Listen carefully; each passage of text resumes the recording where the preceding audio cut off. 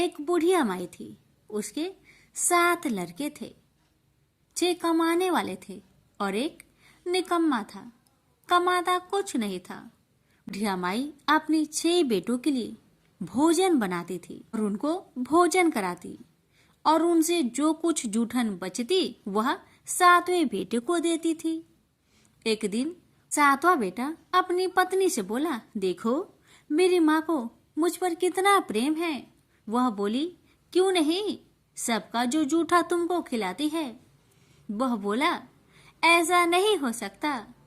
मैं जब तक अपनी आंखों से ना देख लूं, मैं मान नहीं सकता कि मेरी माँ मेरे साथ ऐसा कर सकती है। कुछ दिन बाद त्योहार आया। घर में 7 प्रकार के भोजन और चूरमे के लड्डू बने।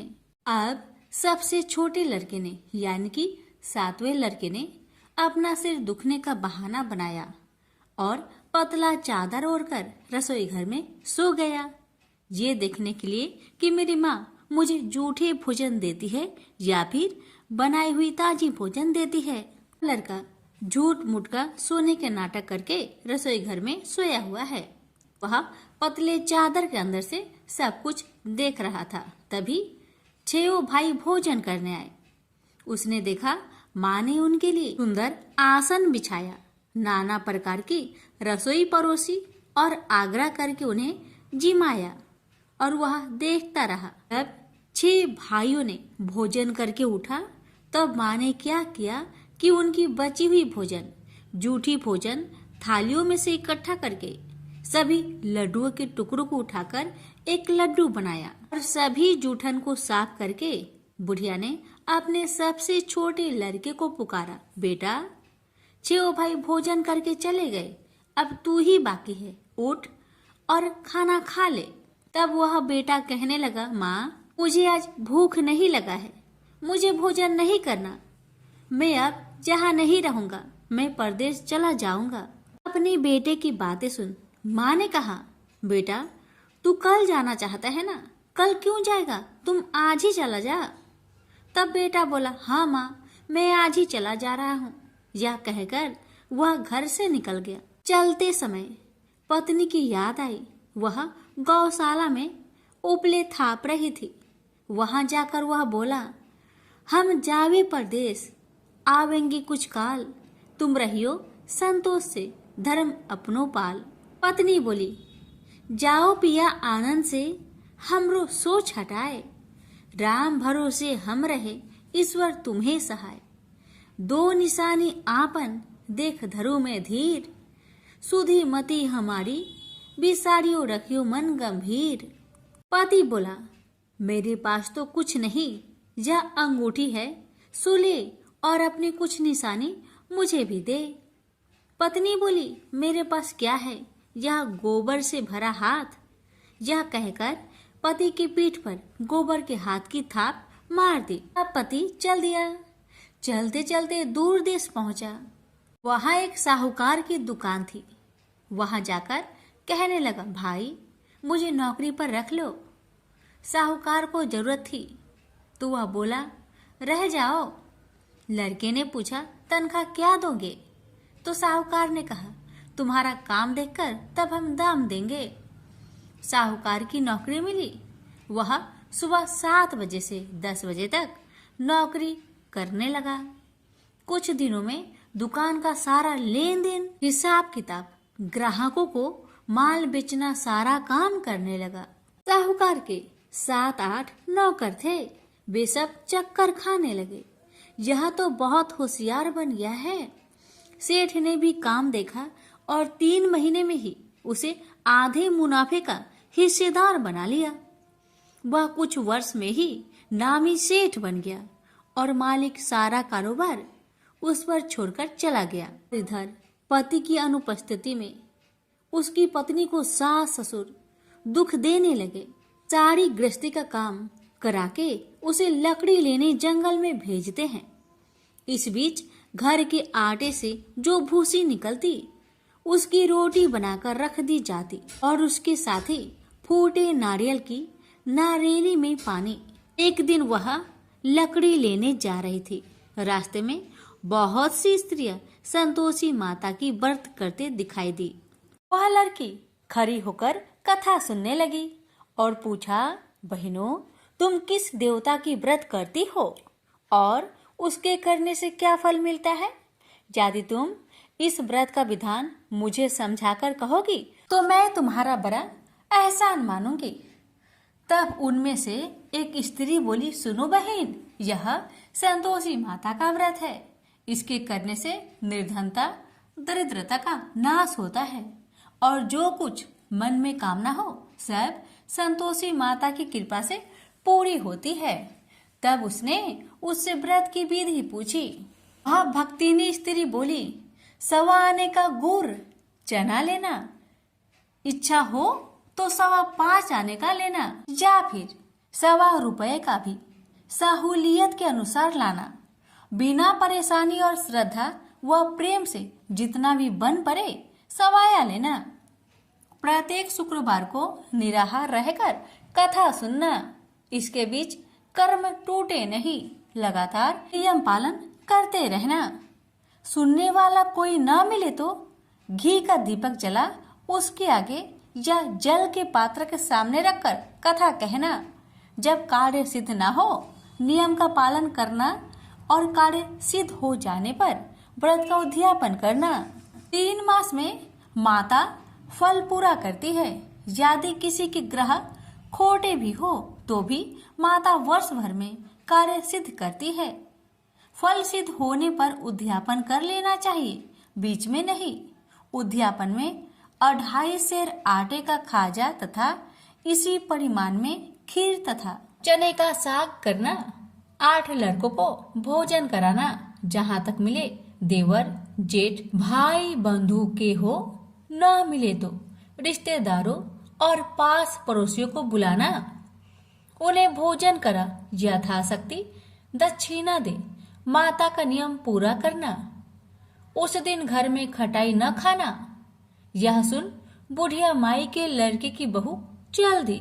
रास्ते में लकड़ी की बोझ को बेच दिया और उन पैसों से गुड़ चना ले माता की व्रत की तैयारी कर आगे चली और सामने मंदिर देखकर पूछने लगी, यह मंदिर किसका है? सब कहने लगे, संतोषी माता का मंदिर है। यह सुनकर माता के मंदिर में जाकर चरणों में लौटने लगी। दीन हो विनती करने लगी, माँ, मैं निपट अज्ञानी हूँ, व्रत के कुछ भी नियम नहीं जानती, मैं दुखी हूँ।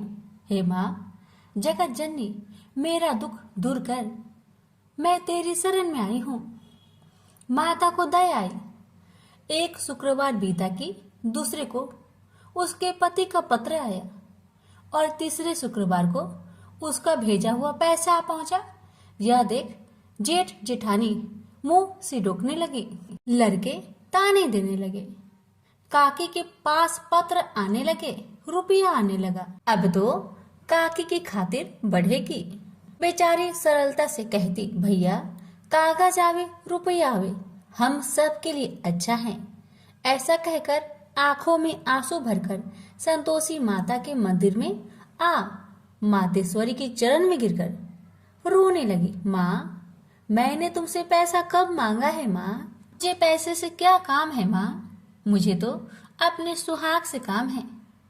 मैं तो अपनी स्वामी के दर्शन मांगती हूँ माँ। तब माता ने प्रसन्न होकर कहा, जा बेटी, तेरा स्वामी आएगा।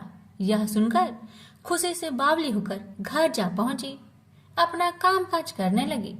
अब संतोषी माँ विचार करने लगी, इस भोली पुत्री को मैंने कह तो दिया कि तेरा पति आएगा, लेकिन कैसे? वह तो इसे सपने में भी याद नहीं करता। उसे याद दिलाने को मुझे ही जाना पड़ेगा। इस तरह माता जी उस बुढ़िया के बेटे के पास जा सपना में प्रकट हो कहने लगी, साहूकार के बेटे, तुम सो रहा है या जागता है? वह कहने लगा, माता, मैं सोता भी नहीं जागता भी नहीं, कहो क्या आज्ञा है? माता कहने लगी, तेरे घर बार कुछ है कि नहीं? वह बोला, मेरे पास सब कुछ है माँ। माँ बाप है, पत्नी है, क्या कमी है माँ? माँ बोली, भोले पुत्र, तेरी पत्नी घोर कष्ट उठा रही है, तेरे माँ बाप उसे परेशान कर रहे हैं, वह तेरे लिए तरस रही है, तू उसकी सुधि ले। वह बोला, हाँ माता जी, यह तो मालूम है, परंतु जाऊं तो कैसे?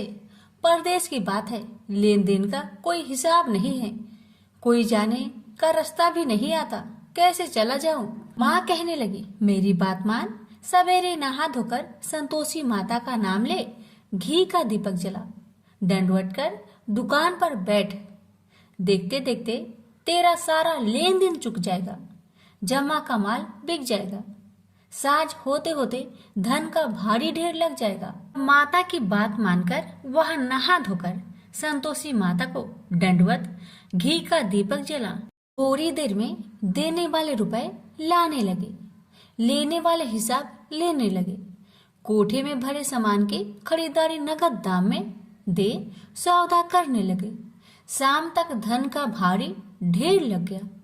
मन में माता का नाम ले चमत्कार देख प्रसन्न होकर घर ले जाने के वास्ते गहना कपड़ा सामान खरीदने लगा। यह काम से निपट तुरंत घर को रवाना हुआ। उधर उसकी पत्नी जंगल में लकड़ी लेने जाती है। लौटते वक्त माता जी के मंदिर में विश्राम करती है। वह तो उसके प्रतिदिन रुकने का जो स्थान ठहरा।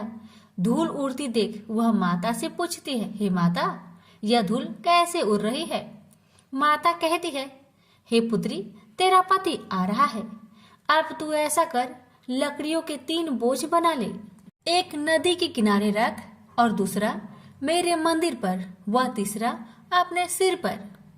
तेरे पति को लकड़ियों का गट्टर देख मोह पैदा होगा, वह यहाँ रुकेगा, नाश्ता पानी खाकर माँ से मिलने जाएगा।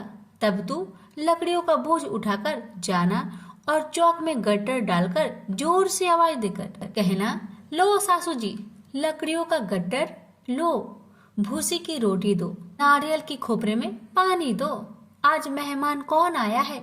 माताजी बहुत अच्छा कहकर वह प्रसन्न मन से लकड़ियों के 3 गट्टर बनाई, एक नदी के किनारे पर और एक माताजी के मंदिर पर रखा। इतने में मुसाफिर आ पहुंचा। सूखी लकड़ी देख उसकी इच्छा उत्पन्न हुई कि हम यहीं पर विश्राम करें और भोजन बनाकर खा पीकर गांव जाए। इसी तरह रुककर भोजन बना, विश्राम करके गांव को गया। सबसे प्रेम से मिला। उसी समय सिर पर लकड़ी का गट्टर लिए वह उतावली सी आती है। लकड़ियों का भारी बोझ आंगन में डालकर जोर से 3 आवाज देती है, लो सासू जी, लकड़ियों का गट्टर लो, भूसी की रोटी दो, आज मेहमान कौन आया है? यह सुनकर उसकी सास बाहर आकर अपने दिए हुए कष्टों को भुलाने हेतु कहती है, बहू ऐसा क्यों कहती है? तेरा मालिक ही तो आया है, आ बैठ, मीठा भात खा, भोजन कर, कपड़े पहन, गहने पहन। उसकी आवाज सुन उसका पति बाहर आता है। अंगूठी देख व्याकुल हो जाता है और माँ से पूछता है, माँ यह कौन है? माँ ने कहा, बेटा यह तेरी पत्नी है, जब से तू गया है तब से सारे गांव में भटकती फिरती है, घर का कामकाज कुछ नहीं करती, 4 पहर आकर खा जाती है। वह बोला, ठीक है माँ, मैंने इसे भी देखा और तुम्हें भी, अब दूसरे घर की ताली दो, मैं उसमें रहूंगा। माँ बोली, ठीक है, जैसी तेरी मर्जी। तब वह दूसरे मकान की 3री मंजिल का कमरा खोल सारा सामान जमाया। एक दिन में ही राजा के महल के जैसा ठाट बाट बन गया। अब क्या था, बहू सुख भोगने लगी। इतने में शुक्रवार आया। उसने पति से कहा, मुझे संतोषी माता का व्रत उद्यापन करना है। पति बोला, खुशी से कर लो। वह उद्यापन की तैयारी करने लगी। जेठानी के लड़कों को भोजन के लिए कहने गई। उन्होंने मंजूर किया, परंतु पीछे से जेठानी ने अपने बच्चों को सिखाया, देखो भोजन के समय खटाई मांगना, जिससे उसका उद्यापन पूरा ना हो। अब तो बच्चे जिमने आए, खीर खाना पेट भर के खाए, परंतु बाद में खाते ही कहने लगे, हमें खटाई दो, खीर खाना हमको नहीं भाता, देखकर अरुचि होती है। वह कहने लगी, भाई खटाई किसी को नहीं दी जाएगी, यह माँ संतोषी का प्रसाद है। लड़के उठ खड़े हुए, बोले, पैसे लाओ। भोली बहू कुछ जानती नहीं थी, वह उन बालकों को पैसे दे दिए। लड़के उसी समय हट करके इमली खटाई ले खाने लगे। यह देखकर बहू पर माताजी ने कोप किया।